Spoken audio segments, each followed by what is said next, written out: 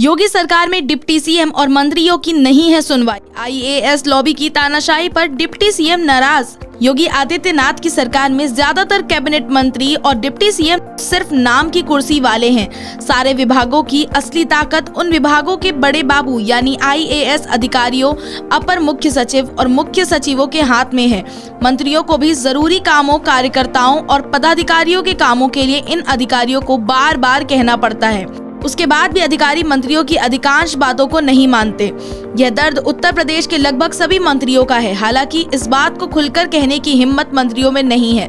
सूत्रों के मुताबिक सरकार ने दिखाने के लिए 2 डिप्टी सीएम और तमाम कैबिनेट और स्वतंत्र प्रभार के मंत्री बनाए हैं, लेकिन उन विभागों के प्रमुख सचिव और अपर मुख्य सचिव विभागों को अपनी मनमानी से चलाते हैं, जिसका जहां चाहते हैं ट्रांसफर पोस्टिंग करते हैं। विभाग के सभी अहम फैसले आईएएस अधिकारी अपने मन से करते हैं और मंत्रियों की ज्यादातर बातें नहीं मानी जाती हैं।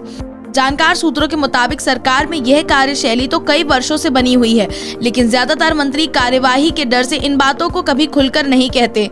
मंत्रियों और विधायकों की भड़ास पिछले सरकार में एक बार निकली थी, जब बड़ी संख्या में विधायकों ने विधानसभा में अपनी सुनवाई न होने की बात कहते हुए प्रदर्शन किया था। मंत्रियों के नजदीक रहने वाले कार्यकर्ता और पदाधिकारी जानते हैं कि उनके मंत्री जी कितने बेबस हैं और उनका कितना बुरा हाल है। उनके विभाग के अधीन काम करने वाले अधिकारी भी उनकी नहीं सुनते। सूत्रों के मुताबिक मुख्यमंत्री योगी आदित्यनाथ तक इस बात को पहुँचाने का कई बार प्रयास किया गया, लेकिन शायद योगी जी को यह बात पहले से ही पता भी हो। सिर्फ मंत्रियों की बात नहीं है, डिप्टी सीएम भी इस उपेक्षा का शिकार है। हालांकि वह भी खुलकर अपनी बात कहने की हिम्मत नहीं जुटा पाते। पार्टी और संगठन का अनुशासन सरकार से तालमेल रखने की मजबूरी उन्हें खामोश कर देती है। लेकिन डिप्टी सीएम ब्रजेश पाठक के एक पत्र ने प्रदेश को हिला दिया है। मीडिया सूत्रों के मुताबिक स्वास्थ्य विभाग के अपर मुख्य सचिव अमित मोहन प्रसाद भी ताकतवर अधिकारियों में शामिल है, जो मंत्रियों यहाँ तक कि डिप्टी सीएम को भी उचित सम्मान नहीं देते। हाल ही में जिस विभाग के मुख्य ब्रजेश पाठक डिप्टी सीएम हैं, उसी विभाग के द्वारा कई डॉक्टरों का ट्रांसफर किया गया। वरिष्ठ चिकित्सा अधिकारियों ने तबादले में विभाग के मुखिया डिप्टी सीएम ब्रजेश पाठक से कोई चर्चा नहीं की, ना तो उनसे राय ली और ना ही उनके निर्देश को माना गया। अपर मुख्य सचिव अमित मोहन प्रसाद के निर्देश पर उत्तर प्रदेश शासन ने चिकित्सा अनुभाग 2 के द्वारा 30 जून को तबादला आदेश जारी कर दिया है। इस तबादला आदेश पर सचिव रविंद्र और विशेष सचिव मन्नान अख्तर के दस्तखत हैं। लापरवाही और भ्रष्टाचार का आलम ये है कि सूची में 9वें नंबर पर डॉक्टर सुधीर चंद्रा, जो कि बाराबंकी में तैनात थे, उन्हें फतेहपुर के लिए ट्रांसफर किया गया है, जबकि उनका निधन 12 जून को ही हो चुका है। उनके पेंशन और फंड भुगतान की पत्रवाली क्रियाशील है। इसके बावजूद स्वास्थ्य और चिकित्सा विभाग को ब्यूरोक्रेटिक मुखिया अमित मोहन प्रसाद किस तरह चला रहे हैं, इसका अंदाजा इस बात से लगाया जा सकता है कि वरिष्ठ चिकित्सा अधिकारी जिसकी मौत 12 जून को हो चुकी है, 30 जून को उसका तबादला आदेश जारी कर दिया जाता है।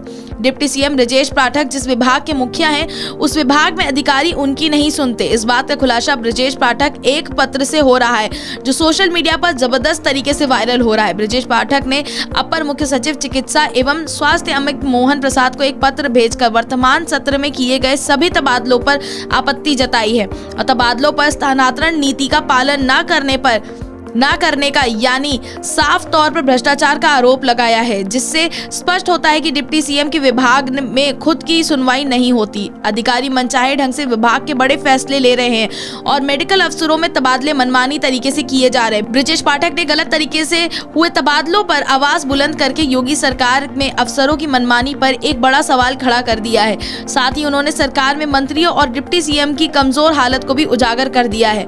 ब्रजेश पाठक ने सवाल उठाया है कि जो तबादले किए गए हैं उसमें स्थानांतरण नीति का पालन क्यों नहीं किया गया। जिन अधिकारियों को लंबी तैनाती के आधार पर हटाया गया है, यह क्यों नहीं सुनिश्चित किया गया कि उन जनपदों में उनसे अधिक समय से कोई अन्य अधिकारी तैनात नहीं है। इसके अलावा जिन विशेषज्ञ डॉक्टरों ने महत्वपूर्ण अस्पतालों से हटाया गया है, उन्होंने उसके स्थान पर दूसरा विशेषज्ञ डॉक्टर क्यों नहीं पोस्ट किया। ब्रजेश पाठक ने यह भी कहा है कि मनमानी पूर्ण तबादलों की वजह से डॉक्टर ने कई बड़े अस्पताल की हालत खराब हो गई है। वहां पूरे प्रदेश में मरीज आते हैं। ऐसे में विशेषज्ञ डॉक्टर ना होने की वजह से मरीजों को दिक्कत होगी। खास बात यह है कि डिप्टी सीएम होने के नाते ब्रजेश पाठक अपने विभाग के संवैधानिक मुखिया हैं और अधिकारियों को कोई भी फैसला लेने से पहले डिप्टी सीएम से अनुमति लेनी चाहिए। लेकिन हालत बता रही है कि उत्तर प्रदेश के ज्यादातर विभागों के आईएएस अधिकारी इतने ताकतवर है कि अपने मंत्रियों को कुछ नहीं समझते। मुख्यमंत्री योगी आदित्यनाथ और भाजपा के वरिष्ठ नेताओं को ये सुनिश्चित करना चाहिए कि लोकतांत्रिक और संवैधानिक राष्ट्र में मनमानी ना नेताओं की चलनी चाहिए ना अधिकारियों की, लेकिन संवैधानिक मंशा और परंपराओं के अनुसार जनप्रतिनिधियों का सम्मान इसलिए जरूरी है कि जनप्रतिनिधि जनता के बीच से आता है और जनता की समस्याओं को अधिकारियों की तुलना में ज्यादा बेहतर तरीके से समझाता है। उसे जनता को जवाब देना होता है, कार्यकर्ताओं का सामना करना होता है और स्वास्थ्य विभाग में अधिकारियों की मनमानी के चलते ज्यादातर सरकारी अस्पतालों का क्या हाल है, ये बात तो मुख्यमंत्री को भी पता होगी। Deepak Mishra, the Indian Opinion, Lucknow.